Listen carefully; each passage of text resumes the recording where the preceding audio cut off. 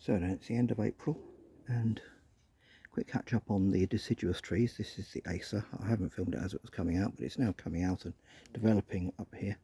Beauty. I'm not going to cut it back yet, but yeah, the leaves are out and looking beautiful as ever.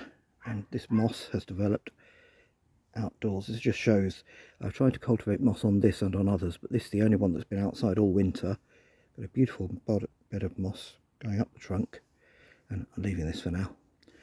So yeah, doing really well. And I'll contrast that with the indoor plant that I showed you last time that should also lose its leaves but didn't because it was kept indoors over winter. And so indoors, back to my Zelcova, or whatever it is that's been called into question.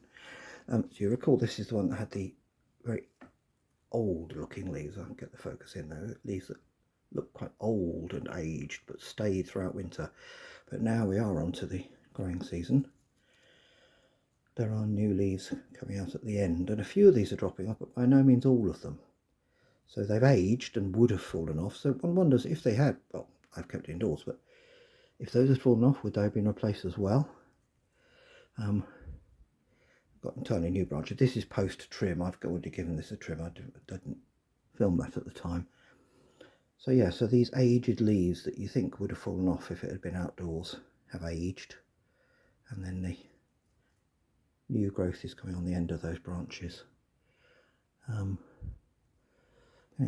wouldn't want to keep it outdoors because they recommend to keep it indoors, but you do wonder what would happen if it had been outdoors. Meanwhile,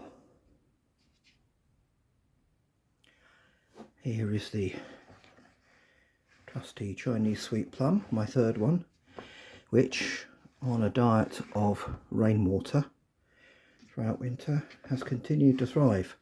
You recall that the first two I got died because they were watered with hard water. The leaves are getting a bit large there. This has also had a bit of a trim recently.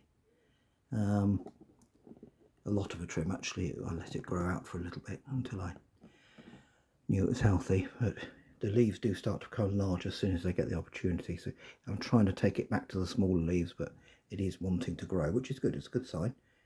It means it's very vigorous and definitely is receiving the watering it needs.